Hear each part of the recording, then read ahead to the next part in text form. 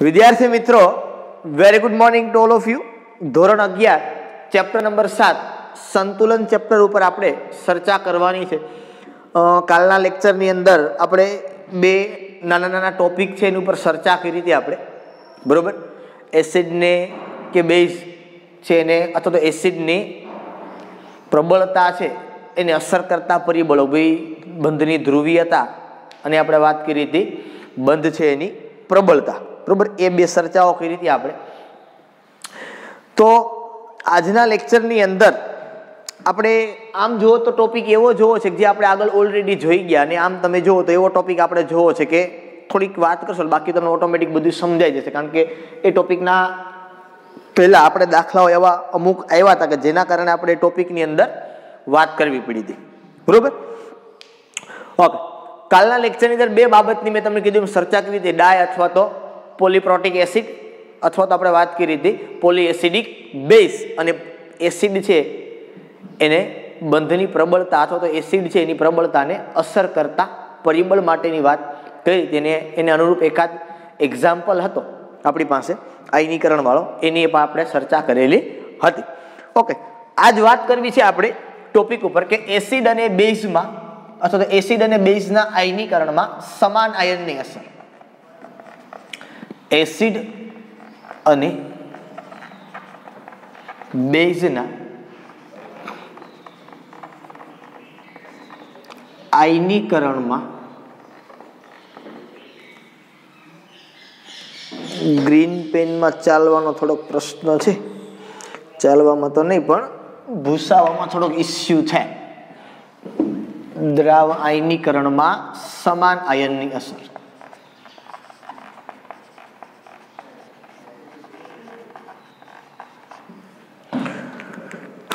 Okay,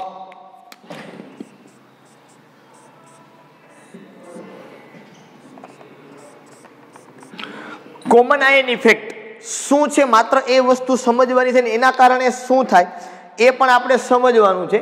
ખાસ તમે ધ્યાન રાખજો અહીંયા કે આપણને શું કીધું છે અથવા તો શું કહેવા માંગે છે એ શબ્દ ઉપર મારે તમને લઈ જવા છે કે એસિડ હોય અથવા તો બેઝ હોય એની અંદર જો સમાન આયનની અસર ઉદ્ભવે તો શું થાય, બરોબર. દાખલા તરીકે મારી પાસે જો એક વસ્તુ આયનીકરણ છે એ કોની આપણે વાત કરીએ છીએ જનરલી તો કે ભાઈ નિર્બળ એસિડ અને નિર્બળ બેઝમાં આયનીકરણ જે થાય એમાં આર્હેનિયસ અને બ્રોસ્ટેડ લોરીની વ્યાખ્યાની આપણે જનરલી ચર્ચા કરીએ છીએ. અને એ શેની અંદર કરીએ છીએ આપણે જનરલી તો કે ભાઈ નિર્બળ એસિડ અને નિર્બળ બેઝ માટે આપણે જનરલી ચર્ચા કરતા હોય, બરોબર છે. બાકી તો આપણે સાંદ્રતા ગણવાનો પ્રશ્ન જ ક્યાં ઊભો થાય. એસિટિક એસિડ છે એને જો આપણે પાણીમાં નાખીએ, અને એસિડિક એસિડ કહેવાય તમને ખ્યાલ છે, અત્યાર સુધીમાં તો બહુ જાજી વખત આપણે આનો અભ્યાસ કરી ગયા કે આ એસિડ છે તો H+ નું દાન કરે, એની વૃત્તિ છે. તો અહીંથી શું મળે તો કે ભાઈ CH3 COO- plus H3O plus. Is it clear? બરાબર છે.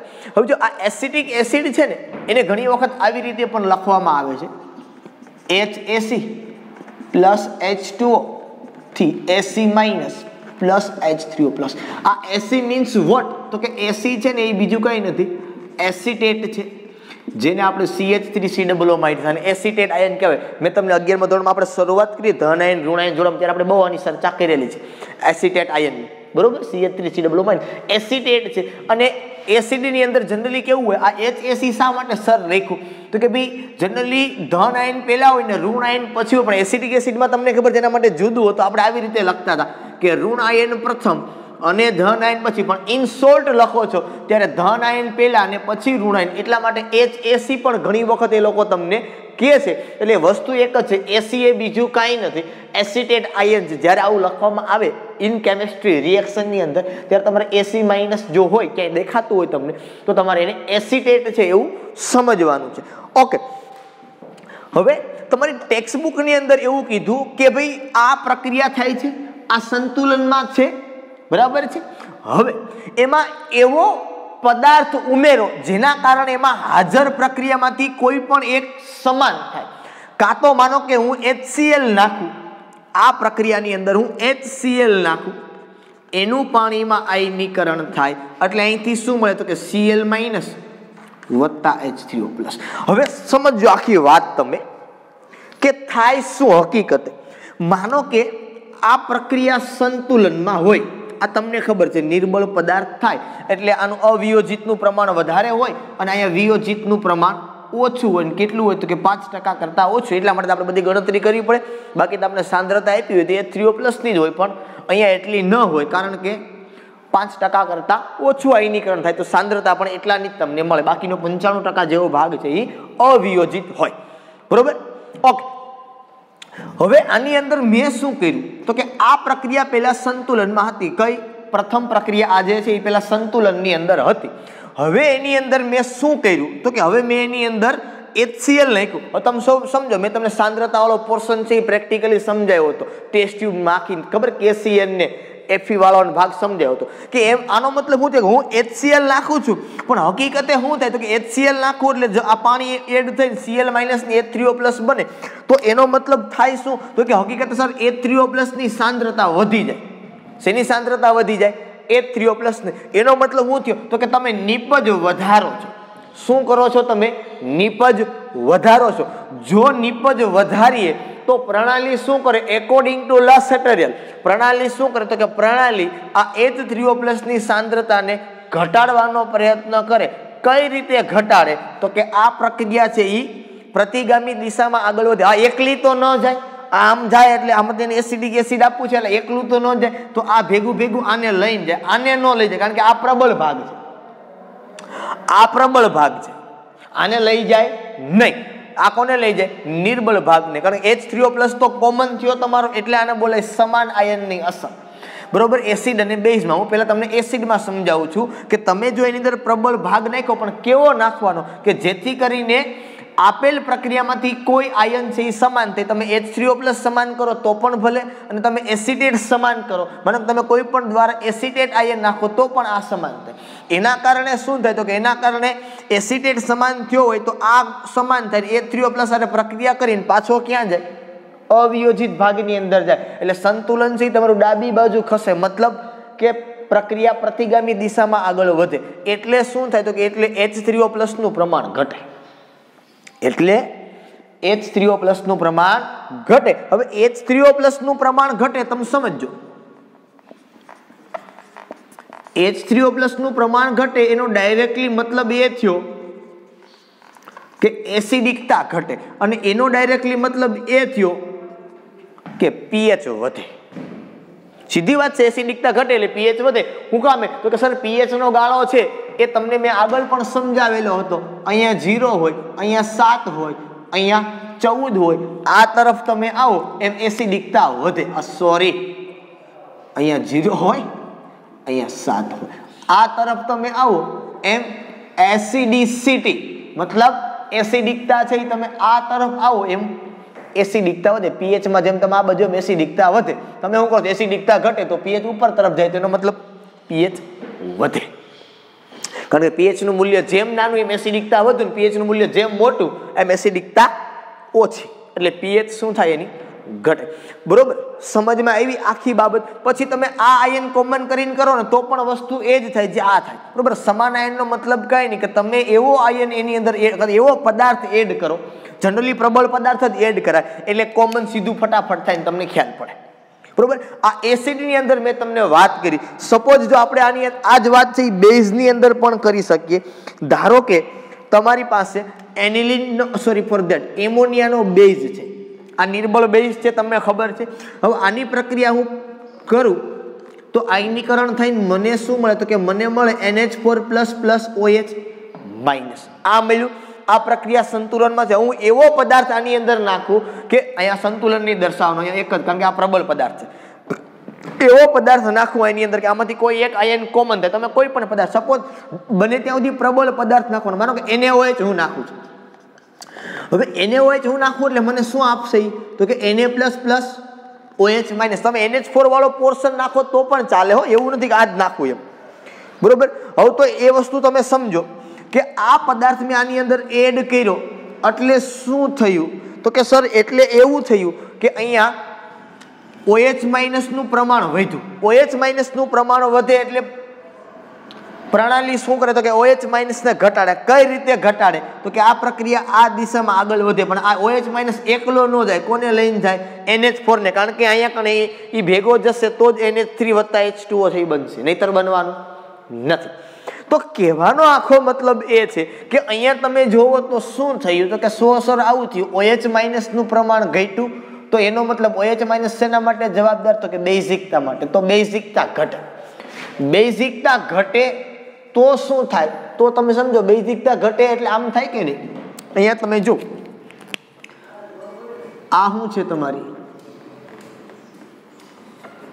બેઝિકતા, બરોબર. બેઝિકતા ઘટે એનો મતલબ શું થયો તો કે બેઝિકતા ઘટે એનો મતલબ એવો છે કે સર pH પણ ઘટે છે, પણ POH તમારી શું થાય તો કે સીધી વાત છે, pH ઘટે તો તમારી POH વધે, બરોબર. તો કહેવાનો મતલબ બેઝ પદાર્થ, આ વસ્તુ એક યાદ રાખવાની કે એસિડ વાળો પદાર્થ હોય એમાં સમાન આયનની અસર થાય તો તમારી pH જે પહેલા હતી એના કરતા વધે, બરોબર. અને જો બેઝિક પદાર્થ હોય અને એમાં તમે બરોબર સમાન આયનની અસર જોવો તો એના કારણે તમારી pH છે એ ઘટે. આ વસ્તુ તમારે મગજની અંદર રાખવાનું છે, બરોબર. આના સંદર્ભની અંદર કદાચ એકાદ દાખલો આપને આપેલો છે, જોઈએ એ દાખલો. તમારી ટેક્સ્ટ બુકની અંદર એક વસ્તુ તો એની અંદર જ દાખલો આપેલો છે કે ભાઈ 0.05 મોલર એસિડિક એસિડના દ્રાવણમાં 0.05 મોલર એસિટેટ આયનનું દ્રાવણ ઉમેરવામાં આવે તો પરિણમતા દ્રાવણની pH ની ગણતરીમાં ફરી એકવાર એસિડિક એસિડ વિયોજન સંતુલનને ધ્યાનમાં લેશું એવું તમને કીધું કે તો શું થાય, બરોબર. ખરેખર વાત તમને એવી કીધી છે આ લોકોએ, દાખલો હકીકત આમ નથી આપ્યો પણ આવી રીતે તમને કીધું છે. એને શું કીધું છે કે ભાઈ 0.05 મોલર એસિટિક એસિડના દ્રાવણમાં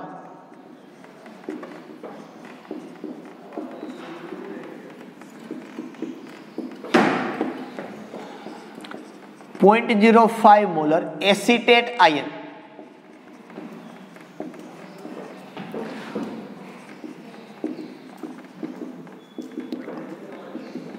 ઉમેરવામાં આવે તો બનતા દ્રાવણની pH ગણો. આપણે આવું તમને હું કહ્યું અને એને કીધું pH ની ગણતરી આપણે આ પ્રમાણે કરી શકીએ. હવે એસિટેટ આયન એને ઉમેરવાનું કીધું.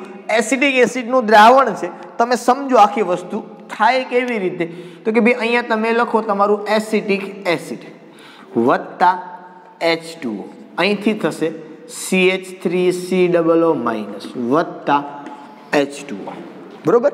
હવે તમે અહીંયા જનરલી લખો છો દર વખતે કે ભાઈ શરૂઆતની સાંદ્રતા, વપરાયેલી સાંદ્રતા અને સંતુલનની સાંદ્રતા. આના દાખલા મેં તમને ઘણા બધા ગણાવેલા છે સમાન આયનની અસર, ખબર આપણે આલ્ફા વાળા દાખલા ગણતા, બરોબર. અને pH વાળો પોર્શન પણ આપણે ગણી ગયા છીએ એની અંદર કે આવું એડ કરો તો શું થાય. તમને કદાચ ખ્યાલ હશે કે આમાં NH4Cl વાળી વાત આપણે ભણ્યા હતા કે આની જ અંદર જો NH4Cl પ્લસ H2O કરો તો શું થાય તો કે ભાઈ NH4 પ્લસ Cl માઇનસ, તો NH4 પ્લસ કોમન થાય. એ આની હારે પ્રક્રિયા કરીને પાછો આને હામો લઈ જાય, બરોબર. તો એની પણ આપણે ચર્ચા કરી હતી અને જે તે સમયે એ બાબતની પણ આપણે વાત કરી હતી. એમાં કદાચ મારા ખ્યાલથી મને યાદ છે આપણે બે pH જોઈ હતી, જ્યાં સુધી મને યાદ છે ત્યાં સુધી નહીં, ખાલી મિશ્ર દ્રાવણની pH જ આપણે ગણી હતી, બેયની નહોતી ગણી. નહીતર બંનેની જો આપણે ગણેલી હોત તો તમને સીધી ખબર પડી જાત કે કેટલી થાય, બરોબર. પણ કંઈ વાંધો નહીં, એક દાખલો આપણે આવશે આના જેવો જ આવશે, એ આપણે કેલ્ક્યુલેશન કરશું એમ. અને બાકી ઘણા બધા દાખલા આપણે આવા ગણી ગયા જેમાં આપણે આલ્ફાની કેલ્ક્યુલેશન કરી છે, OH માઇનસ વાળી વાત ઘણી બધી કરેલી છે. ઓકે, હવે આની શરૂઆતની સાંદ્રતા છે એ તમે જો તો આપણે આપી છે 0.05. અહીંયા કાંઈ નથી, અહીંયા 0 હોય, અહીંયા 0 હોય, અહીંયા આપણે લખીએ પ્લસ આલ્ફા સી, એટલે હું શું લખું તો કે 0.05 આલ્ફા. અહીંયા લખું હું પ્લસ 0.05 આલ્ફા, બરોબર. અહીંયા લખું હું માઇનસ 0.05 આલ્ફા. હવે કોમન કોને કરે છે તો કે 0.05 મોલર એસિટેટ આયન ઉમેરે છે તો અહીંયા તો કાંઈ થાય નહીં 0.05 આલ્ફા, પણ અહીંયા આવું થાય 0.05 પ્લસ 0.05 આલ્ફા. અહીંયા એવું થાય તમારું 0.05 માઇનસ 0.05 આલ્ફા.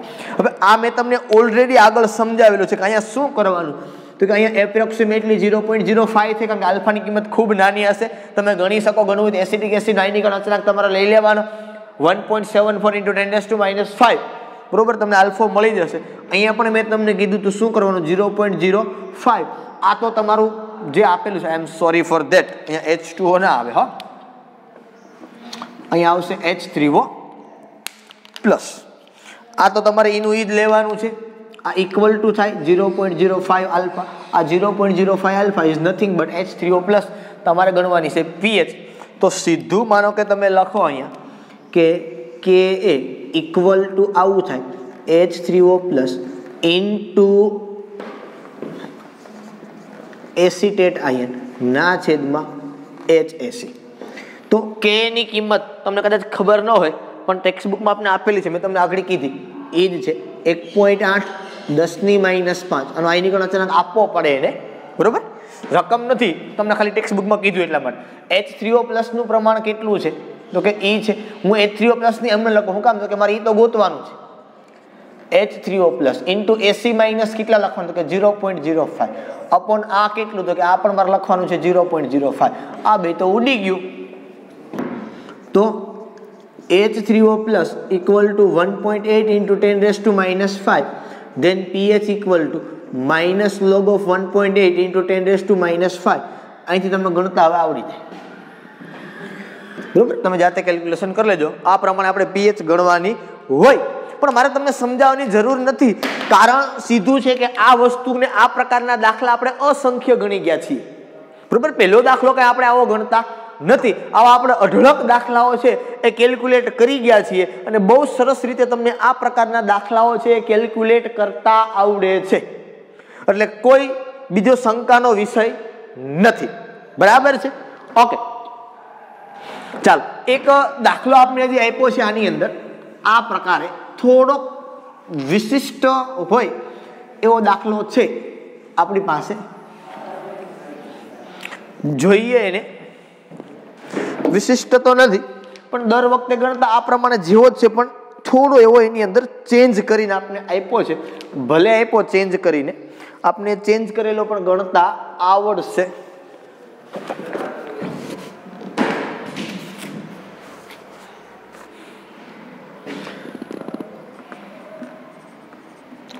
કોયડો 7.24 એવું કીધું આપણે. 0.1 મોલર એમોનિયા દ્રાવણની, કયા દ્રાવણની વાત કરી? એમોનિયા દ્રાવણની pH ગણો.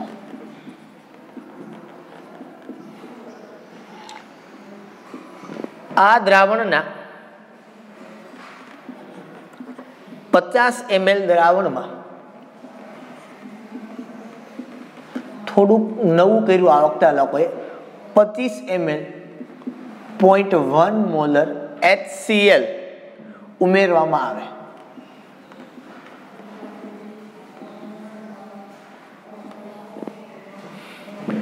પછી મળતી pH ગણો.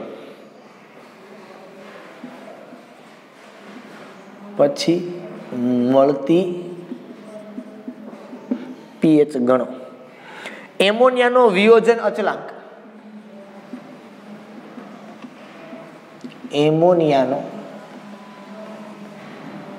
વિયોજન અચલાંક Kb બરાબર 1.77 into 10⁻⁵ છે.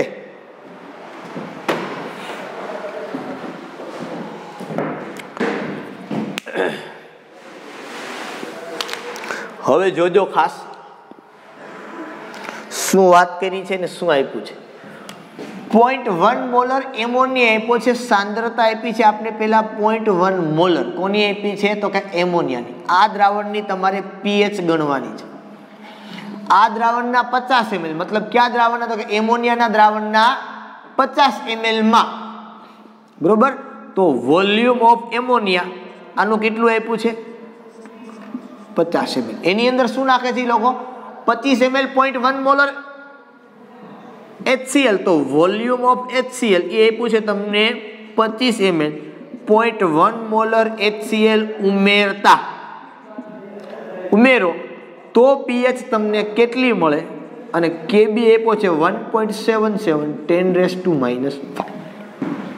આ નવું આપ્યું છે. બાકી આવું તો આપણે કહેતા જ ખબર કે આ આટલું છે, આ કેબી છે, આ ઉમેરતાની પીએચ કેટલી મળે. આવું તો આપણે પીએચ નતું પૂછતા, આપણે આલ્ફા પૂછતા દર વખતે. તો આલ્ફા પૂછે તો પીએચ પણ આપણે ગણતા આવડે, એમાં કઈ મોટી વાત નથી.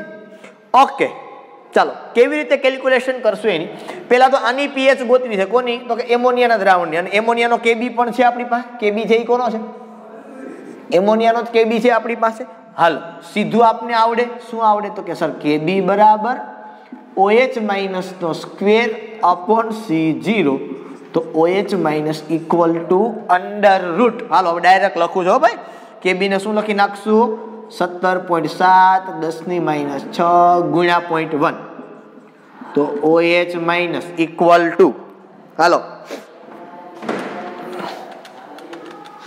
17.7 એને ગુણ્યા 0.1 ઇક્વલ ટુ 1.77. એનું કાઢો વર્ગમૂળ 1.3304. 1.3304 ગુણ્યા 10⁻3. હાલો આમાંથી શું મળશે તમને? પેલા POH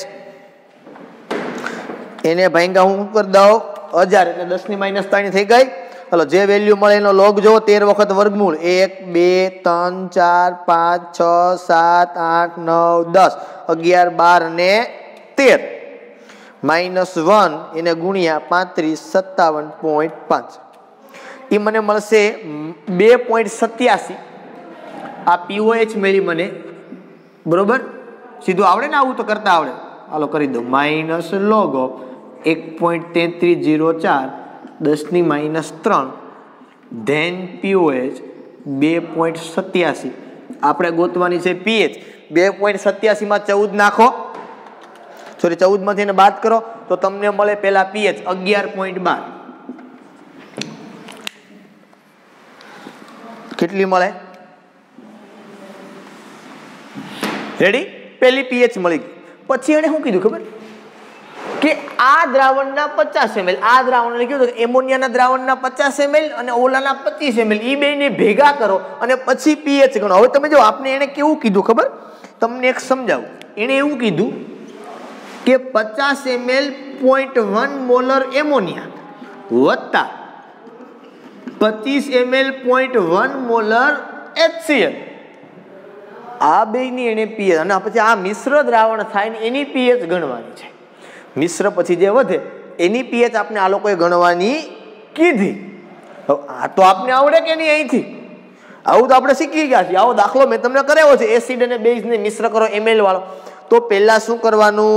સીધું હવે તમને આવડી જાય કે NH3 ના મોલ બરાબર શું થાય?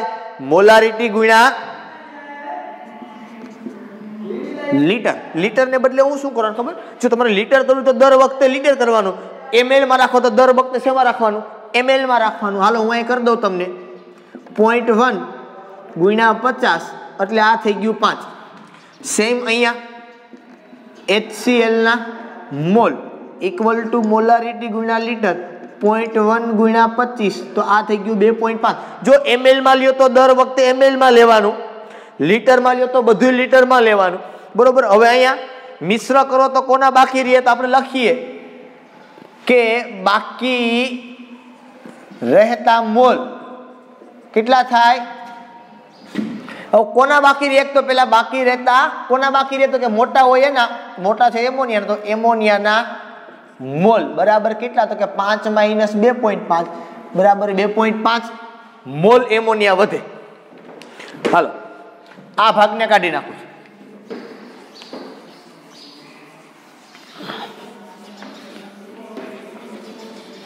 જો બધાય દાખલા તમે વ્યવસ્થિત ગણશો ને એટલે તમને બહુ મજા આવશે બધાય દાખલા ગણવાની. પણ જો નહીં ગણો એકોય તો પછી એકોય દાખલામાં તમને મજા નહીં આવે ને તમને એમ થશે કે સાહેબ હું ક્યાંથી ક્યાં ગોતી આવે નવું નવું. કારણ કે આ ચેપ્ટરની અંદર ભરપૂર દાખલાઓ છે અને દાખલાઓ છે એ તમને બધાય ગણો એટલે વ્યવસ્થિત તમને થિયરી છે એનો ઉપયોગ શું થાય, કેવી રીતે થાય એનો તમને ખ્યાલ પડે. હાલો બાકી રહેતા મોલ મળ્યા. હવે શું લખું? કે એમોનિયાની સાંદ્રતા શેમાં? તો કે મિશ્રણમાં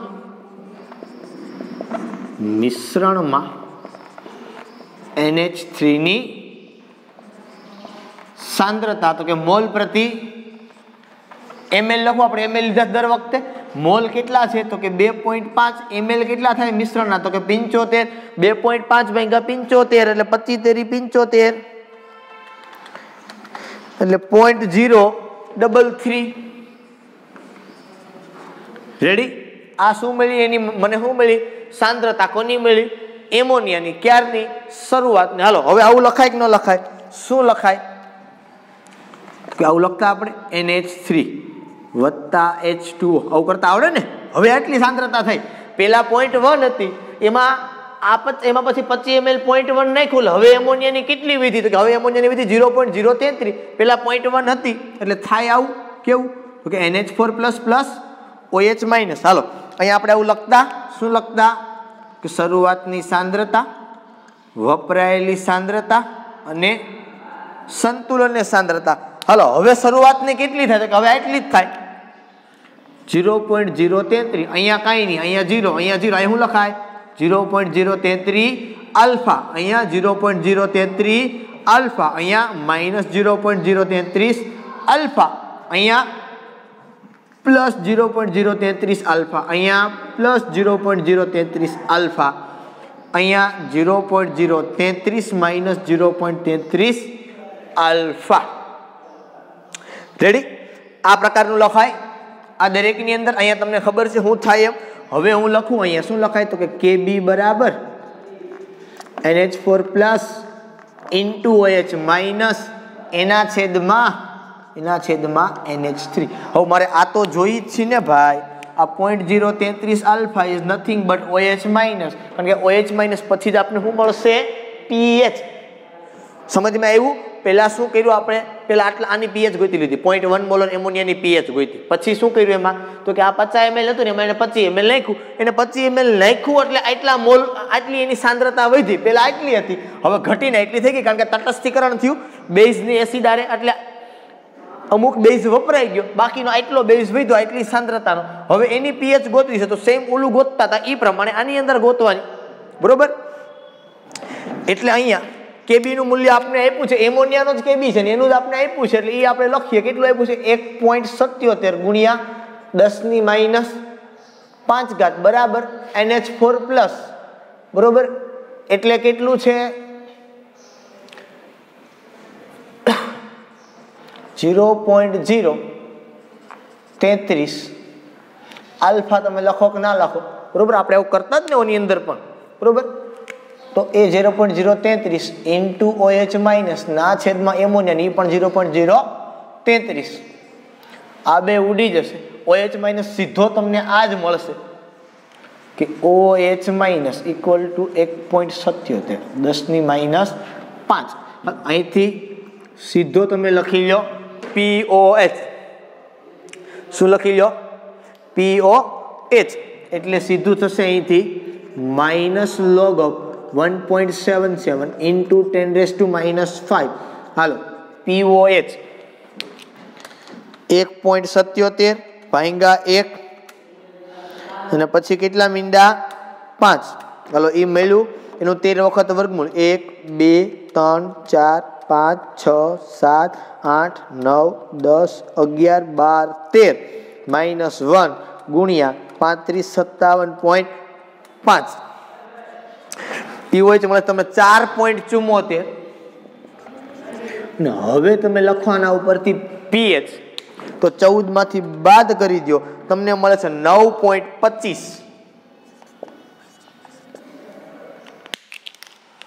આ pH કેટલી મળી તમને 9.25 પહેલા કેટલી હતી 11.12 પછી કેટલી થઈ ગઈ 9.25 હમણાં જ મેં તમને સમજાવ્યું હતું અહીંયા બરોબર કે જો સમાન આયન એડ મેં પાછળમાં આવી થયો ને સમાન આયન એડ કરો તો એની pH છે એ શું થઈ જાય ઘટી જાય બરોબર હમણાં આપણે આ બાબત ઉપરની ચર્ચા કરી કે બેઝ હોય એમાં તમે સમાન આયન નાખો તો pH ઘટે એસિડ હોય તો એની અંદર pH વધે કારણ કે એસિડિકતા ઘટે આમાં pH છે એની શું થઈ જાય વધે કારણ કે એની બેઝિકતા વધે ઇઝ ઇટ ક્લિયર તો આ વસ્તુ જે આખી હતી તમારી કે જે ચર્ચા આપણે કરી આ લેક્ચરની અંદર એ તમારી વાત હતી આખી શેની તો કે ભાઈ સમાન આયનની અસર, અને આના આવા જેવા દાખલાઓ આપણે અસંખ્ય, અહીંથી મેં આલ્ફાને કાઢી નાખ્યો. શા માટે કાઢ્યો છે આલ્ફાને? તો કે આલ્ફાની કિંમત ખૂબ જ ઓછી હોય, એપ્રોક્સિમેટલી તમે અવગણી શકો એટલી, અને આ 0.033 આલ્ફા એટલે OH માઇનસ, તમને ખબર છે આ હોય એટલો જ આ હોય, બરોબર. એ બે હરખા જ હોય, એમાં કંઈ લાંબો ફેર પડી જતો નથી, બરોબર. ઓકે, ચાલો તો અહીં સુધી આપણે વાત કરીએ આની એસિડ અને બેઝના આયનીકરણની. જાજો સમય મારા ખ્યાલથી બહુ થયો નથી. એક ટોપિક આપણે જોવો હોય તો હજી જોવાઈ જાય એમ છે, ચર્ચા કરી લે, કેમ કે ચેપ્ટર ઘણું બધું મોટું છે ને, રામને જો આપણે ટૂંકું રાખશું તો કંઈ કોઈ રીતે પૂરું થશે નહીં. હજી એક નાનો એવો ટોપિક છે, નાનો તો નથી તો કંઈ થોડુંક સ્લાઇટલી એવો મોટો છે, એને પણ સાથે સાથે આપણે જોઈ લઈએ, બરોબર. કારણ કે ક્ષારવાળો એક ટોપિક આપણે આપ્યો છે, આમ બહુ નાનો પણ નથી ને આમ બહુ મોટો પણ નથી, પણ સાથે સાથે ચર્ચા એની આપણે કરી લઈએ કે ક્ષારનું જળ વિભાજન તમે કરો તો શું થાય અને કયા પ્રકારે આપણને મળી શકે એ બાબતની ચર્ચા છે એ આપણે આની અંદર કરીએ, બરોબર. ચાલો વાત કરી લઈએ આપણે ક્ષાર માટેની. ગ્રીન પેન થોડોક ઇસ્યુ કરે છે ભૂસાવા માટે.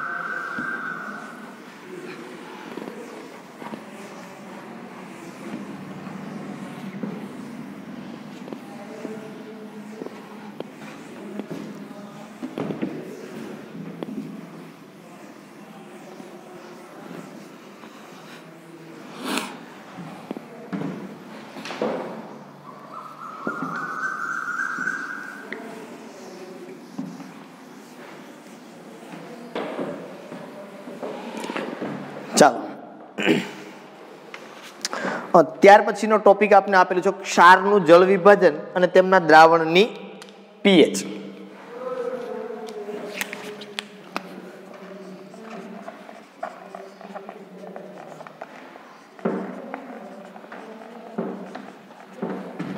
ક્ષારનું જળ વિભાજન અને તેમના દ્રાવણની પીએચ. ચાલો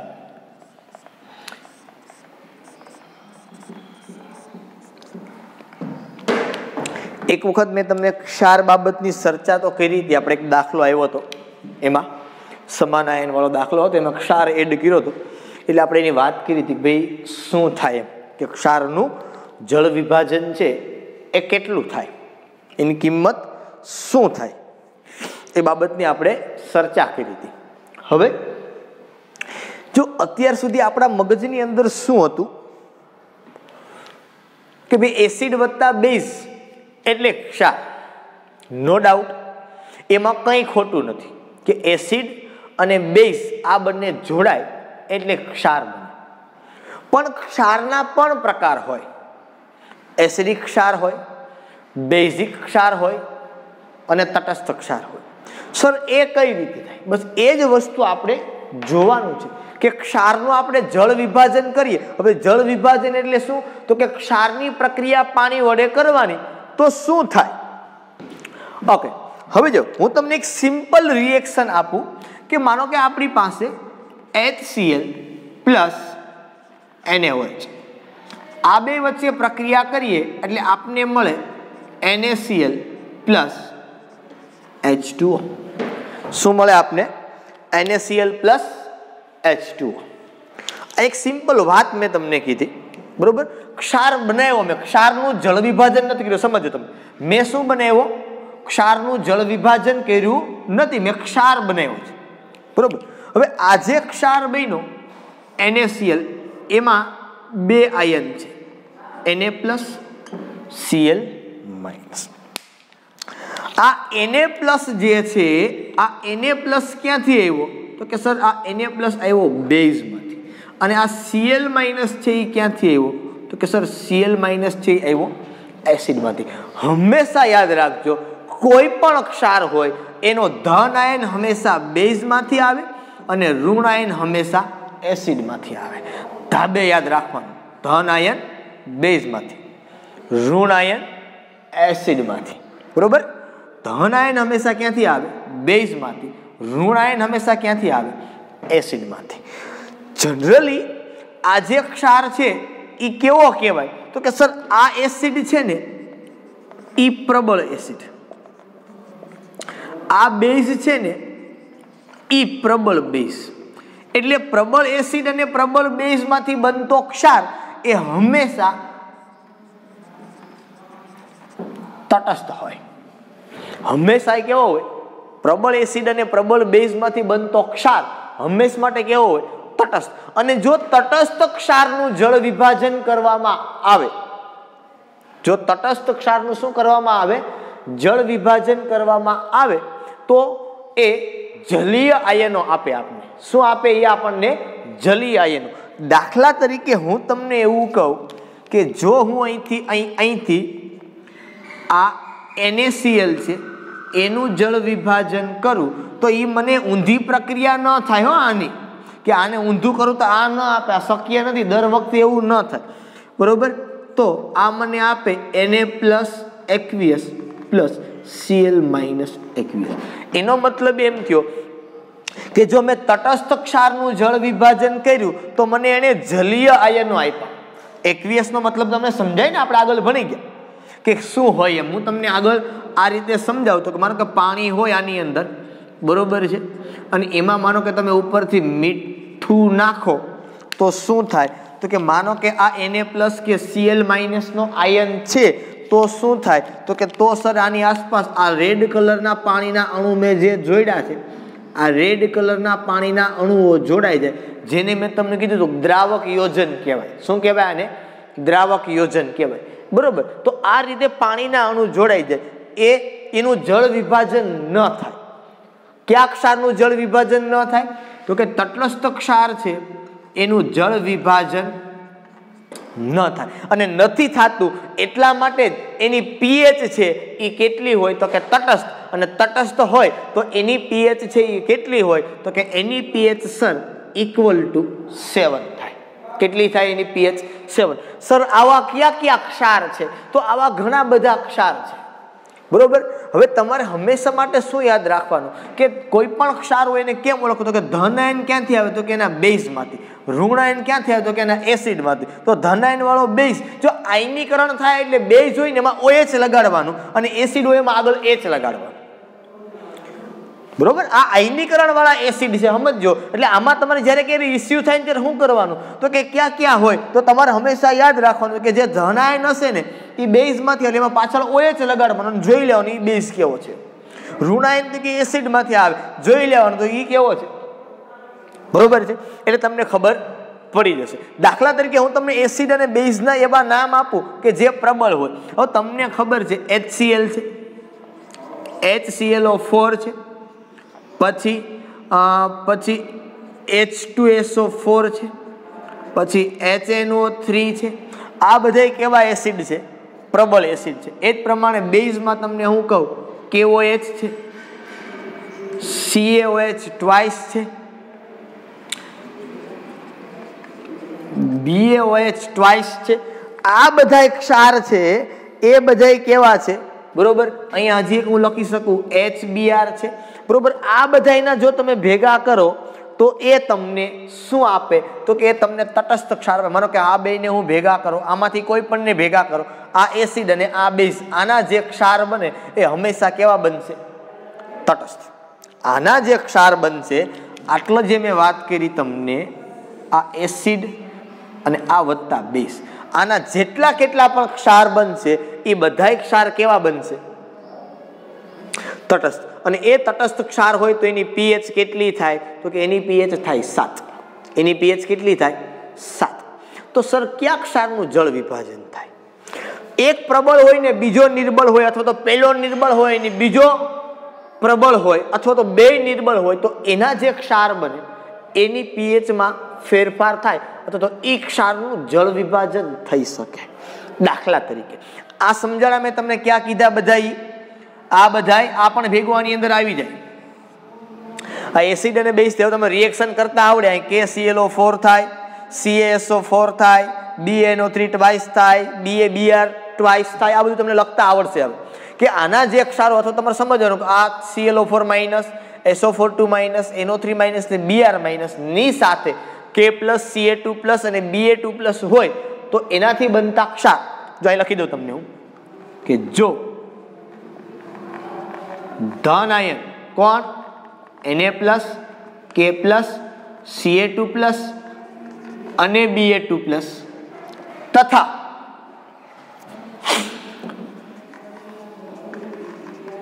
ઋણ આયન તરીકે કોણ કોણ? તો કે ઋણ આયન તરીકે પહેલું અહીંથી લખું Cl minus, ClO4 minus, SO42 minus, NO3 minus, Br minus હોય. બરોબર. તો બનતો ક્ષાર તટસ્થ થાય અને તે ક્ષારનું જળ વિભાજન થતું નથી. તે ક્ષારના આયનો જળયુક્ત થાય છે. માટે તટસ્થ ક્ષારની pH equal to 7 થાય. જો તમારી પાસે કોઈ ક્ષાર છે અને એ ક્ષાર માં આ ધન આયન અને આ ઋણ આયન હોય તો બનતો ક્ષાર તટસ્થ થાય. આ ધન આયન અને ઋણ આયન કોઈ બીજો હોય તો ક્ષાર તટસ્થ ન થાય. આ જ ધન આયન ને આ જ ઋણ આયન, બરોબર. તો એક ક્ષાર હંમેશા તટસ્થ થાય. એક ક્ષારનું જળ વિભાજન થાય નહીં. એ આ એક ક્ષારના આયનો જળયુક્ત થાય અને માટે pH થઈ કેટલી થાય? 7.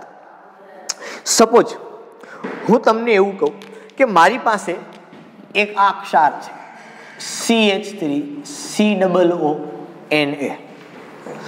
આ ક્ષાર છે મારી જોડે. હવે પહેલા તો મારે શું સમજવાનું કે આ જે ક્ષાર છે, બરોબર, આ ક્ષારનું જળ વિભાજન હું કરું. જો ક્ષારનું કરું છું, શેનું કરું છું? ક્ષારનું જળ વિભાજન કરું છું. તો શું થાય? તો કે હવે તમને ખબર છે અહીંથી કે આ ક્ષારને આમ છૂટો પડાય CH3COO માઇનસ Na પ્લસ. આ કેમ છૂટું પડે? H plus OH minus. આનો ઋણ આયન આના ધન આયન, એટલે શું થાય? CH3COOH વત્તા અહીંયા શું થાય? તો કે વત્તા અહીંયા થાય NaOH. તો મેં તમને ખાલી બતાવ્યું કે આ જે ક્ષાર છે, આ ક્ષાર નું આ એસિડ અને બેઝમાંથી આવ્યો છે. અથવા તો તમારે આવું ન કરવું હોય તો તમને ખાલી આટલી ખબર પડી જાય. કેટલી?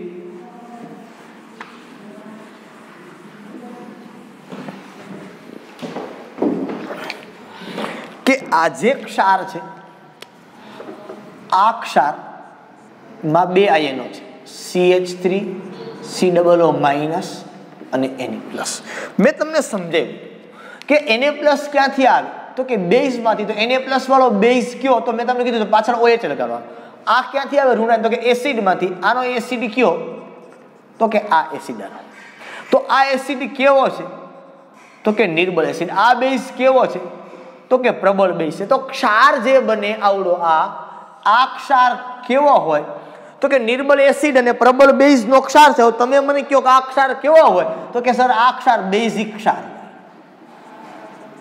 અને જો બેઝિક ક્ષાર હોય તો આની pH છે એ કેટલી થાય તો કે આની pH 7 કરતા વધે. આની pH કેટલી થાય? 7 કરતા વધે. હવે આપણને પ્રશ્ન થાય કે સર આની pH 7 કરતા કઈ રીતે વધે? આની pH 7 કરતા કઈ રીતે વધે? તો જો તમે કહો તો આવું કહી શકાય કે CH3COO Na બરોબર. આની અંદર જો તમે પાણી નાખો તો આપને આવું આપે. કેવું આપે તો કે CH3COO- આ aqueous plus Na plus aqueous. હવે સમજો શા માટે pH 7 કરતા વધુ બેઝિક ક્ષાર શા માટે થાય એની હું તમને વાત કરું કે આમાંથી આ તો પ્રબળ ભાગ છે, આ Na+ છે એ પ્રબળ બેઝનો ભાગ છે, એટલે આનું તો 100% આયનીકરણ થયું છે બરોબર. હવે પ્રશ્ન કોનો છે તો કે આ જે નિર્બળ છે, હવે આ જે નિર્બળ છે એની જો હું પાણી સાથે પ્રક્રિયા કરું તો આ જે આયન બન્યો ને આ આયનનું જળ વિભાજન થાય એટલે એ મને આપે CH3COOH વત્તા OH-. હવે તમે સમજો કે આ એસિડિક એસિડ છે એ નિર્બળ છે ને નિર્બળ હોય એટલા માટે આનું આયનીકરણ કેટલું થયું હોય તો કે આનું આયનીકરણ થયું હોય 5% કરતા ઓછું. કેટલું આયનીકરણ થયું હોય એનું? 5% કરતા ઓછું. હવે આનું આયનીકરણ 5% કરતા ઓછું થયું હોય અને આની અંદર OH- નું પ્રમાણ વધ્યું. OH- નું પ્રમાણ વધ્યું એનો મતલબ સીધો થયો કે આ પદાર્થ જે છે એમાં OH- વધારે છે આના કરતા બરોબર. અને વધારે છે એનો મતલબ એમ કે બેઝિક છે એટલે એની pH 7 કરતા વધુ થાય. એમ ખબર ના પડે તો આ પ્રમાણે પણ તમે કહી શકો બરોબર. હવે જો આનો મતલબ તમે સિમ્પલી આ પ્રમાણે પણ કહી શકો કે આ પ્રમાણે કહી શકો કે ભાઈ તમારી પાસે CH3COO Na પ્લસ તમે H2 આ ક્ષાર છે એનું જળ વિભાજન થાય કારણ કે એ પાણીની અંદર આયનો આપે છે, પાણીમાં પ્રક્રિયા કરે છે પાણી સાથે. આને પ્રક્રિયા કરી પાણી સાથે, આને પાણી સાથે પ્રક્રિયા કરી નથી. આ જળયુક્ત બન્યું. પેલા જળયુક્ત થયો અને જે આયન બન્યો ને જળયુક્તમાંનો એક એને પાણી સાથે મતલબ Na+ પાણી સાથે પ્રક્રિયા કરતો નથી કારણ કે એ પ્રબળ છે. પ્રબળ હંમેશા જળયુક્ત થાય અને નિર્બળનું હંમેશા જળ વિભાજન થાય બરોબર. આને તમે લખો તો આમ તમે લખી શકો કે CH3COOH વત્તા NaOH. અને જો તમારે લખવું હોય ને આ પ્રક્રિયા છે નિર્બળ છે એટલે આનું સંતુલન થાય બરોબર. અને આનું જળ વિભાજન પણ કારણ કે પાણીએ ભાગ લીધો છે, પાણીએ ભાગ લીધો છે એટલે આના માટેનો KH તમે લખી શકો. KH જળ વિભાજન અચળાંક આને કહેવાય. H stands for hydrolysis. H stands for hydrolysis આને કહેવાય જળ વિભાજન અચળાંક. શું કહેવાય એને? જળ વિભાજન અચળાંક. કેમ લખાય તો કે સર આપણે લખતા તેમ CH3COOH ઇન્ટુ NaOH ના છેદમાં CH3COO Na. પાણીની સાંદ્રતા તો કઈ ગણવાની હોતી નથી. આ પેલા ક્ષારની વાત કરી મેં તમને. એ જ પ્રમાણે સપોઝ આવો જ કોઈ ક્ષાર હોય આપણી પાસે કોઈ બીજો, ધારો કે આપણી પાસે છે બીજો ક્ષાર NH4Cl. આ NH4Cl ને હું છૂટો પાડું છું તમને ખ્યાલ પડે. હવે NH4+ Cl- બરોબર. NH4+ છે એ ક્યાંથી આવે તો કે સર હવે ખબર પડી આ ભાઈ થઈ જાય NH4OH ધન આયન બેઝમાંથી આવે, ઋણ આયન એસિડમાંથી આવે. તો આ છે નિર્બળ બેઝ NH4OH HCl, આ છે પ્રબળ એસિડ. તો આ સર જે ક્ષાર બને આપણો એક ક્ષાર કેવો બને તો કે સર એક ક્ષાર બને એસિડિક અને આની pH 7 કરતા કેવી થઈ જાય ઓછી કેવી રીતે તો કે તમે બે રીતથી કહી શકો એક પહેલી વાત આ પ્રમાણે કરવાની કે NH4Cl છે જો એમાં પાણી નાખો એટલે આપણે બે આયનો આપે NH4+ પ્લસ Cl માઈનસ આ aqueous આ પ્રબળ છે આનું કંઈ થાય નહીં પણ એમાંનો જે NH4+ નિર્બળ વાળો ભાગ છે ઈ પાણી સાથે પ્રક્રિયા કરી અને શું આપે આપને NH4OH વત્તા H+. આ નિર્બળ છે આનું આયનીકરણ 5% કરતા પણ ઓછું થાય તો દ્રાવણમાં પ્રમાણ આનું વધ્યું આનું પ્રમાણ વધ્યું H+ બીકોઝ ઓફ એસિડિક તો pH એની 7 કરતા ઓછી થાય અને જો આની અંદર તમારે લખવું હોય આ બે પ્રક્રિયાનો તમે સરવાળો કરો તો તમને ખબર પડી જાય શું કરો તમે આ બે પ્રક્રિયાનો સરવાળો કરો તો તમને ખબર પડી જાય NH4+ જ્ઞાન એ બધું તમે કરો બરોબર અથવા તમે સીધું આમ લખી નાખો કેમ લખી નાખો NH4Cl પ્લસ H2O થી બને NH4OH પ્લસ HCl બરોબર અહીંથી NH4 પ્લસ વહી જાય અહીં બે H2O લખ્યા છે અહીંથી HCl વધે આપણી પાસે બરોબર એટલે એ કંઈ બહુ મોટી બાબત નથી આનો તમારે લખવું હોય KH તો શું લખાય તો કે આનો KH લખાય NH4OH ઇન્ટુ HCl ના છેદમાં NH4Cl આ બીજો ક્ષાર કીધો જેને મેં એસિડિક ક્ષાર નામ આપ્યું આ શું છે એસિડિક ક્ષાર આ છે બેઝિક ક્ષાર આવો જ એક ત્રીજો લો CH3COONH4 CH3COONH4 હવે જો આ ક્ષાર માટે તમે જનરલી વાત કરો તો તમને ખ્યાલ પડે કે સર આ આવ્યો CH3COO માઇનસ આ આવ્યો NH4 પ્લસ ધન આયન છે એ બેઝમાંથી આવે તો એ બને NH4OH ઋણ આયન એસિડમાંથી આવે CH3COOH આ પ્રમાણે તમે આની અંદર લખો બરોબર એટલે તમને ખબર પડે શું ખબર પડે તો કે સર પહેલી પ્રક્રિયા તમે કરો CH3COONH4 વત્તા H2O શું થાય CH3COO માઇનસ aqueous વત્તા NH4 પ્લસ આ પણ કેવું aqueous સર આ નિર્બળ છે ને આ નિર્બળ છે કારણ કે આ પણ કેવો તો કે નિર્બળ એસિડ આ પણ કેવો તો કે નિર્બળ બેઝ સર હવે શું થાય હવે ખેલ તમે જોવા બરોબર તો આ પાણી સાથે પ્રક્રિયા કરે નિર્બળ છે એટલે પાણી સાથે પ્રક્રિયા કરે એનું જળ વિભાજન થાય વત્તા H2O તમને આપે CH3COOH વત્તા OH માઇનસ આ પણ નિર્બળ છે 5% કરતા ઓછું આયનીકરણ થાય દ્રાવણમાં OH માઇનસ આયન વધે એ જ પ્રમાણે NH4 વત્તા H2O અહીંથી બનાવે NH4OH વત્તા H+. આ એસિડિક ભાગ વધારે એટલે આ ક્ષાર છે ને આ ક્ષાર ગમે એવો કહી શકાય એસિડિક પણ કહેવાય બેઝિક પણ કહેવાય અને તટસ્થ પણ કહેવાય શું કામ તો કે હવે આની અંદર એક તો આનું પણ 5% કરતા ઓછું આયનીકરણ થાય આનું પણ 5% કરતા ઓછું આયનીકરણ થાય હવે એક્ઝેક્ટલી આમાંથી ઓછું કોનું છે એ એક્ઝેક્ટ ખ્યાલ આમાં એક ભાગ પ્રબળ હતો એટલે ખબર છે આમાં બે ભાગ નિર્બળ છે બરોબર એટલે કોનું કેટલું છે અહીં બે નિર્બળ હોય તો તટસ્થ ન કહેવાય શું કામે તો કે આમાં OH માઇનસ વધુ છે આમાં H પ્લસ પણ આમાંથી 5% કરતા ઓછું પણ એમાં કોનું વધારે ઓછું છે એ નિર્બળ બને ઓલો એની સાપેક્ષે કેવો બને પ્રબળ બને એટલા માટે આજે ક્ષાર બન્યો અને એસિડિક ક્ષાર પણ કહેવાય આને બેઝિક પણ કહેવાય અને આને તટસ્થ પણ કહેવાય જેને નિર્બળ એસિડ અને નિર્બળ બેઝમાંથી આમાં તમને ઓલું લખતા આવડશે હવે KH બરોબર જળ વિભાજન અચળાંક તો આની ઉપરથી જે તમે કેલ્ક્યુલેશન કરી અને જે તમે લખો એ એસિડિક ક્ષાર પણ હોઈ શકે બેઝિક ક્ષાર પણ હોઈ શકે અને તમારો તટસ્થ ક્ષાર પણ હોઈ શકે કોઈ પણ ક્ષાર છે એ આની અંદરથી બની શકે એ પ્રમાણે આપણે આની અંદર કેલ્ક્યુલેશન છે એ કરવાની થાય બરોબર છે હવે આ વસ્તુ તમારે મગજની અંદર રાખવાની છે એકદમ સિમ્પલ અને સોબત વાત છે કે જો તટસ્થ ક્ષાર હોય તો એનું ક્યારેય જળ વિભાજન થાય નહીં અને એની pH કેટલી થાય 7 જો નિર્બળ ક્ષાર હોય मतलब एसिडिक क्षार होय के बेसिक क्षार होय, बरोबर, एसिडिक क्षार होय के बेसिक क्षार होय, बरोबर। एसिडिक के बेसिक क्षार जो होय, बरोबर, तो बेसिक क्षार होय तो pH 7 करता વધુ થાય, एसिडिक क्षार होय तो pH 7 करता ઓછી થાય। કઈ રીતે થઈ એ મેં તમને સમજાવ્યું કે શા માટે આને બેઝિક કીધો, બે રીતે સમજાવ્યું, કારણ કે આ ભાગ પ્રબળ બેઝમાંથી આવે છે, આ ભાગ નિર્બળ એસિડમાંથી આવે છે, અને આ બેમાંથી પ્રમાણ છે બેઝિકનું હોય, એટલે એ પ્રમાણે લખીને તમને પણ સમજાવ્યું અને રિએક્શનમાં પણ સમજાવ્યું કે પ્રબળ ભાગ છે એનું જળ વિભાજન થાય નહીં, માત્ર નિર્બળનું જળ વિભાજન થાય ને એમાં OH- વધે એટલે એ બેઝિક થાય। તો જનરલી ત્રણ પ્રકારના ક્ષાર આપણી પાસે આવ્યા, બરોબર છે, તટસ્થ પણ આવ્યા, એસિડિક પણ આવ્યા અને બેઝિક પણ આવ્યા। પણ જે બેઝિક છે એ કેવું છે તો કે નિર્બળ એસિડ અને પ્રબળ બેઝનો છે।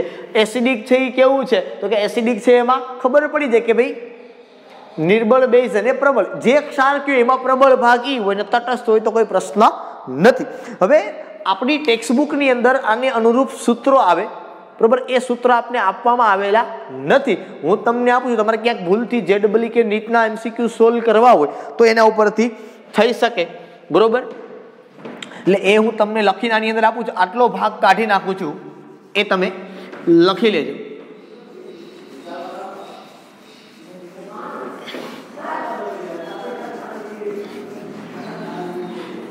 બરોબર, દરેકની અંદર જેમ આપણે નવો અચળાંક મૂકતા એમાં જળ વિભાજન કર્યું એટલે આને મેં મૂક્યો KH, જળ વિભાજન અચળાંક, બરોબર।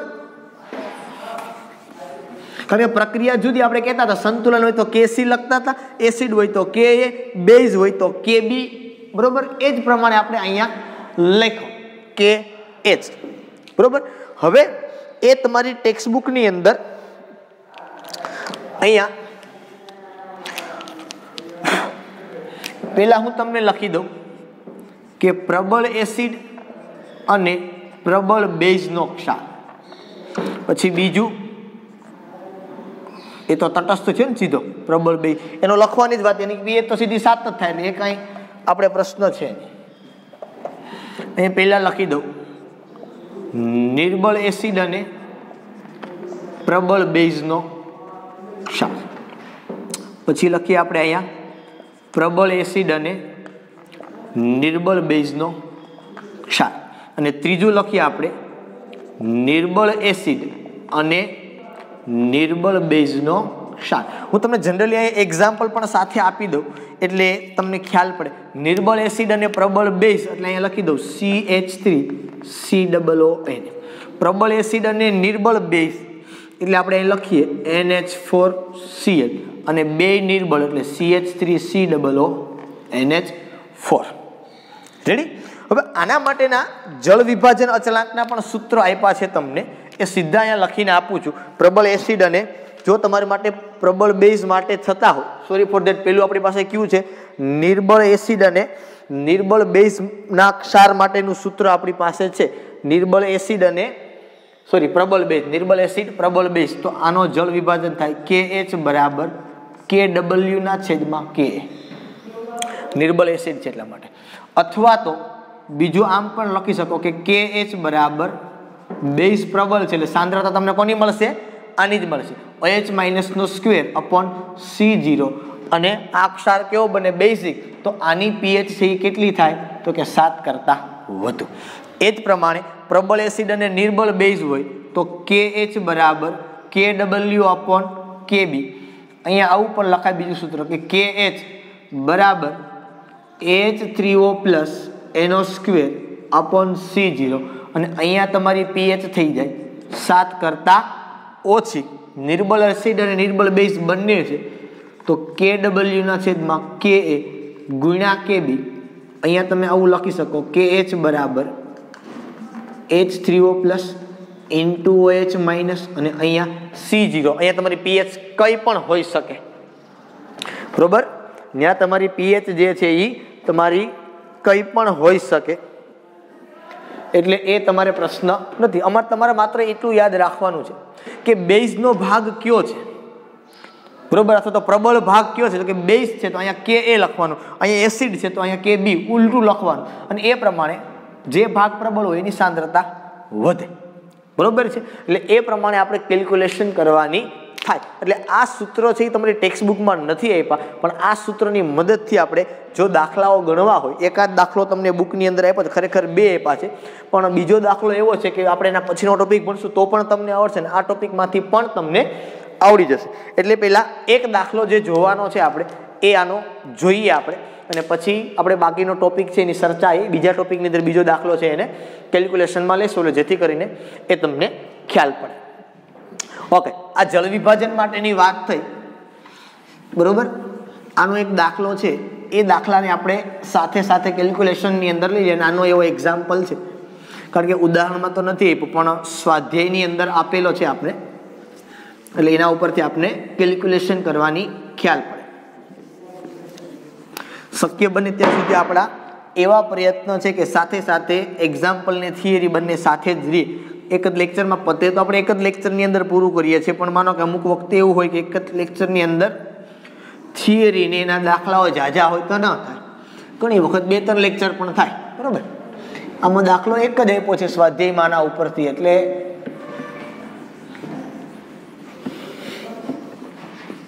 આપણે એક્ઝામ્પલ છે એ ગણવામાં સરળતા પડશે, બરાબર. જે બોર્ડમાં લખાવેલું છે મેં એ લખી લેજો, કે જેથી કરીને પાછળથી તમને ઇસ્યુ ન થાય, કોઈ જાતનો ક્વેશ્ચન ના રહે, બરાબર.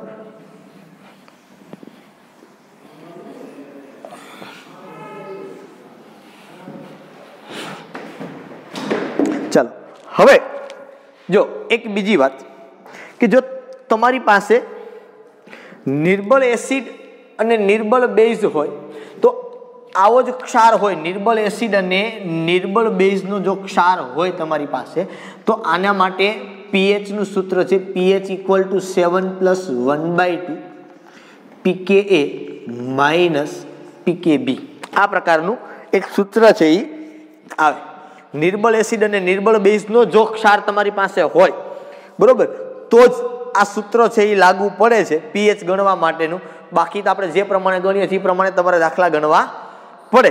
પણ આ પ્રકારનો તમારી પાસે હોય નિર્બળ એસિડ અને નિર્બળ બેઝનો, તો આની અંદર તમને દાખલો આપેલો છે ટેક્સ્ટ બુકમાં, તમે જો એ હોમવર્કમાં તમને આપી દઉં છું. સ્વાધ્યાયમાં 7.25, સ્વાધ્યાયમાં તો નહીં પણ એ કોયડો છે,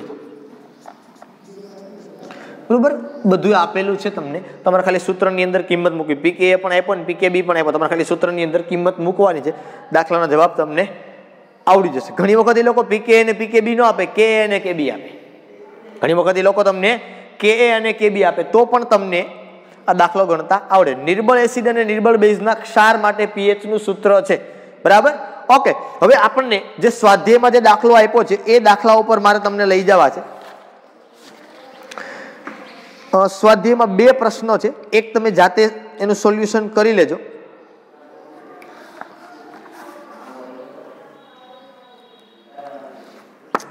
બરોબર. સ્વાધ્યાયમાં 7.63 છે, દાખલો નથી. તમને ક્ષાર ઘણા બધા આપ્યા છે, એને તમારે એસિડિક, બેઝિક અને તટસ્થ ક્ષારની અંદર વર્ગીકરણ કરવાનું છે, એ તમને કરતા આવડશે. હું સીધો તમને લઈ જાઉં છું 7.61 નંબરના દાખલા ઉપર. સ્વાધ્યાયમાં 7.61 નાઇટ્રસ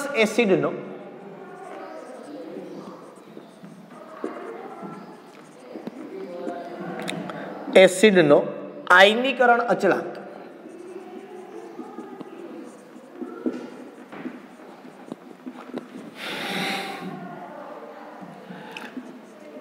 (4.5 × 10⁻⁴) છે. 0.004 મોલર સોડિયમ નાઇટ્રાઇટ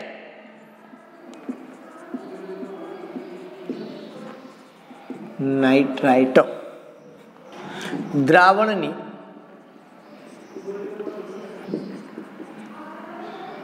pH ગણો અને તેનો જળ વિભાજન અંશ પણ ગણો. સમજો, જળ વિભાજન અચળાંક નથી કીધું, જળ વિભાજન અંશ કીધું છે. હવે અહીંયા આપણને આપ્યું છે નાઇટ્રસ એસિડ, કયું કીધું છે? Nitrous acid. એક વાત જો હંમેશા યાદ રાખવાનું, આવી રીતે હોય, HNO3 હોય ને, આને કહેવાય નાઇટ્રિક એસિડ. એક ઓક્સિજન ઘટાડી દો, આને કહેવાય નાઇટ્રસ એસિડ.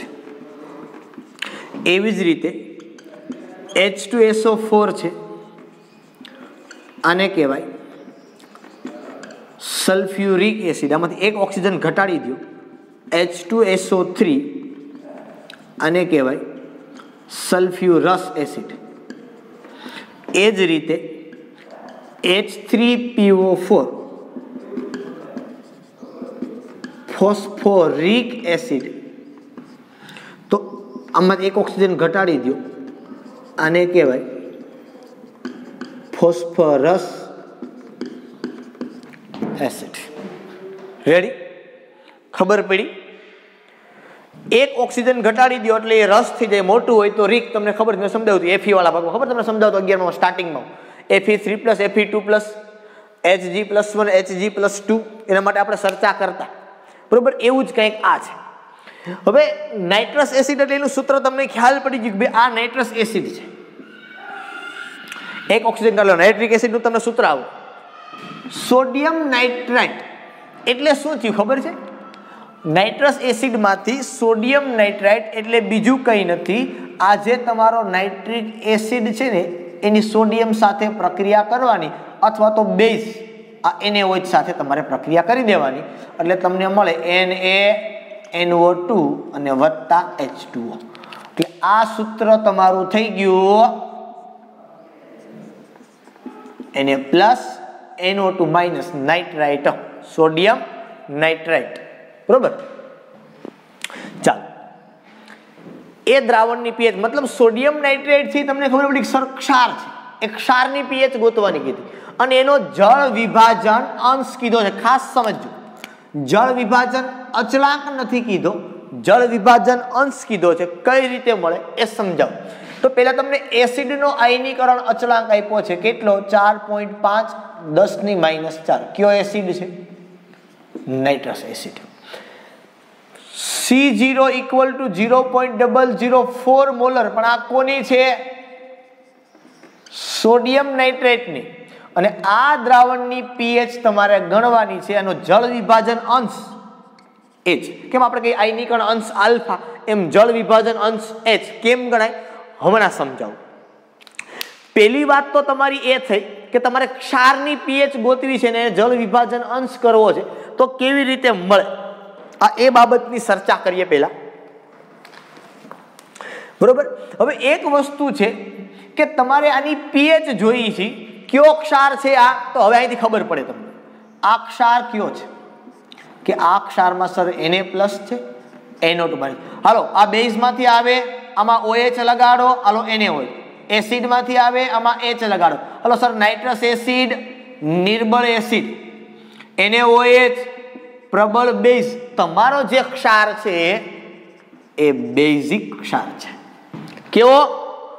નિર્બળ એસિડ, પ્રબળ બેઝનો ક્ષાર છે. તમારે શું જોઈએ છે? pH. સર આનું OH- મળી જાય ને આમાંથી, પણ સર અહીંયા કેવો ઘૂસતું C0 છે પણ Kb નથી. Kb હોય તો સીધું સૂત્ર મૂકો તું, Kb = OH-2/C0, પણ અહીંયા તમારે KH પહેલા ગોતવો પડશે. રેડી? અહીં જો OH- ગોતી લ્યો આમાંથી, એટલે pH મળે. KH ગોતવી છે તો KH એટલે KW/KA, તો કે હા મળી જાય. હાલો ગોતો. તો KH બરાબર KW/KA, KH બરાબર 1 × 10⁻14 KA, એટલે 4.5 10⁻4 KH. હાલો 1/4.5 0.22 0.22 10⁻10. એક પોઈન્ટને પાછળ લઈ જાઓ, 2.22 10⁻11. જો આ ગોતવાનો કીધો નથી પણ છતાં આપણે ગોતી લીધો KH. હવે શું કરશું આપણે? તો કે સર હવે આપણે આવું કરશું કે KH = OH- નો સ્ક્વેર / C0. તો OH- = √(() KH ઇન્ટુ C0, કારણ કે આ pH જે મળે એ ક્ષારની જ મળે છે ને સૂત્ર મદદથી. હાલો અહીંયા તો કે OH minus equal to sir under route KH. હવે 11 ઘાત છે, આનો મેળ તો ન આવે, કા 12 કરે બાકી આ 10 લખી નાખે આમ 0.22 10 ની -10 અને સાંદ્રતા તમને આપી છે C0 આપ્યું છે, કેટલું અક્ષારની pH ગોતીએ ને અને અક્ષારની સાંદ્રતા આપી છે. હવે સમજાણું હું કામ આપ્યું છે આવું ઈ. હાલો અહીંથી OH માઇનસ ઇક્વલ ટુ હાલો 0.22 ગુણ્યા 0.04 ઇક્વલ ટુ આટલા ને એનો વર્ગમૂળ એટલે 0.09426 છે લગભગ અને 10⁻⁵. એટલે આમ લખાય મારે આને OH minus equal to 9.426 into 10⁻⁷. આ OH માઇનસ મને મળ્યો. ઓકે, હવે OH માઇનસ મને મળ્યો એટલે આના ઉપરથી મને શું મળશે તો કે આના ઉપરથી મને મળશે POH. હાલો 26 નથી 27 છે, પણ એની યાર કોઈ ઇસ્યુ નથી. હા તમને ખાલી કહી દઉં કે આવું છે. અમુક કે સાહેબ અમારે કેલ્શિયમ આમ ન થતું, તમારે કેમ આવે? રેડી? હાલો P જો 13 વખત વર્ગમૂળ 1 2 3 4 5 6 7 8 9 10 11 12 13 -1 ગુણ્યા 35 57.5 તમને મળે છે -6.02. એટલે માઇનસ આપણે એમ લખીએ POH માઇનસ log of 9.427 10⁻⁷. એટલે POH મળ્યું આપને 6.02. તો pH તમને મળી જાય 14 માંથી બાદ કરો, સોરી 14 - 6.02 તમને મળશે 7.98. pH કેટલી મળી? 7.98. હવે આ pH મળી ગઈ, માગી હતી સર H કેમ મળે? હવે સમજો કે જે તમારો નાઇટ્રસ એસિડ વાળો ભાગ હતો, હવે જળ વિભાજન અંશ ક્યારે મળે તો કે જળ વિભાજન કરો તો. શું કરો તો? હવે જળ વિભાજન કોનું છે? આમાં Na પ્લસ અને NO2 માઇનસ. તો કે સર NO2 એકલાનું જ થાય, આખડી આપણે જોયું હતું બરોબર. તો આપણે આવું લખી શકીએ. અહીંયા કેવું લખી શકીએ હું તમને ખાલી સમજાવવા માટે કહું છું, બાકી તમને આવડી જાય. NO2 પ્લસ H2 તો અહીંથી શું થાય તો કે HNO2 વત્તા OH માઇનસ. હવે NO2 માઇનસ ની શરૂઆતની સાંદ્રતા કેટલી હશે બરોબર છે તો કે આ જે ક્ષાર છે એ જ હોય આની, તો 0.04. અહીંયા કંઈ નહીં, અહીંયા હું લખીએ આપણે તો કે અહીંયા 0 અહીંયા 0, અહીંયા હું લખું 0.04 બરોબર આલ્ફા. અહીંયા લખું હું પ્લસ 0.04 આલ્ફા. અહીંયા કંઈ નહીં, અહીંયા -0.04 આલ્ફા. હવે સમજવાનું, જો આયનીકરણ થતું હોય તો આલ્ફા, અહીંયા આયનીકરણ થાય પણ અહીંયા જળ વિભાજન થાય એટલે જળ વિભાજનનો H લખો ને એટલે અહીં શું લખવાનું ખબર તમારે? જળ વિભાજન અંશ એટલે H. અહીંયા શું લખવાનું? ખાલી બસ આટલો જ ફેર છે, જળ વિભાજન અંશ એટલે H. હવે જળ વિભાજન અંશ એટલે મતલબ તમારે OH માઇનસ ની સાંદ્રતા કેટલી છે તો કે 0.04H. એ જ તમારે એનો જળ વિભાજન અંશ છે એ થાય બરોબર. જળ વિભાજન અંશ એટલે બીજું કઈ નહીં, ઓમાં તમે કેમ ગણતા આલ્ફા, એ જ પ્રમાણે તમારે શું ગણવાનું? એનો જળ વિભાજન અંશ છે એ ગણી લેવાનો કે OH માઇનસ ની સાંદ્રતા છે એ તમારી કેટલી થાય. કોની સાંદ્રતા? OH. હવે આમાં તમે કેમ કરતા ખબર ને? બાકી બધા પછી એડ કરવાનું પણ લખવાનું આવી રીતે. આમ તમે લખતા કે નહીં કે આ છે OH માઇનસ, તો આ બધું થાય કોના માટે થાય તો કે આ પ્રમાણે તમે કરો બરોબર કે OH માઇનસ પણ લખવાનું તો એસિડ માટે જ થાય આવી રીતે. આ એસિડ જ છે ખરેખર. Ka ઇક્વલ ટુ આમ લખો તમે HNO2 ઇન્ટુ OH માઇનસ ના છેદમાં આમ લખી નાખો NO2 માઇનસ. તો અહીંયા તમે જનરલી જોવો તો તમને ખ્યાલ પડે કે એ એટલે તમારો કેટલો થયો તો કે 4.5 10⁻⁴ ઇક્વલ ટુ HNO2 એટલે હતું એની જ લખવાનું તમારે 0.04, કારણ કે માઇનસમાં થાય ને. અહીંયા શું લખો તમે? આ H. અહીંયા હું લખો તમે, આ તો તમારે ગણવાનું છે એટલે એને શું કહી દો તમે? OH minus. એના છેદમાં કેટલું તો કે 0.04 બરોબર. આ બે તમારા ઉડી ગયા એચ અહીંથી કે OH માઇનસ તમારો હોય.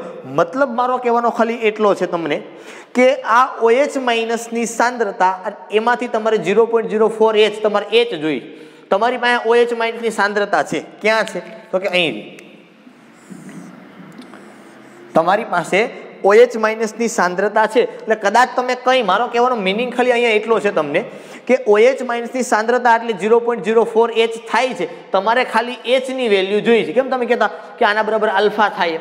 કારણ પ્રશ્ન ક્યાં છે, આપણે આમ કરી નાખત, શું કરી નાખત, આ જોતું હોત તો કે ભાઈ KB equal to alpha square C, alpha equal to કરી નાખત. પણ અહીંયા K એ એસિડ માટેનો ગુડ્યો છે અને આપણે ક્ષારનો જોઈ છે, એટલે તમને થોડોક ઇસ્યુ થાય. એટલે 0.04 H એના બરાબર આ લખી નાખો તમે ખાલી, એટલે તમને બાકીની જે વેલ્યુ છે આ કાઢી નાખું છું આટલું, એ તમને સરળતાથી મળી જાય. આ કાંઈ તમારે કરવાની જરૂર ન રહી.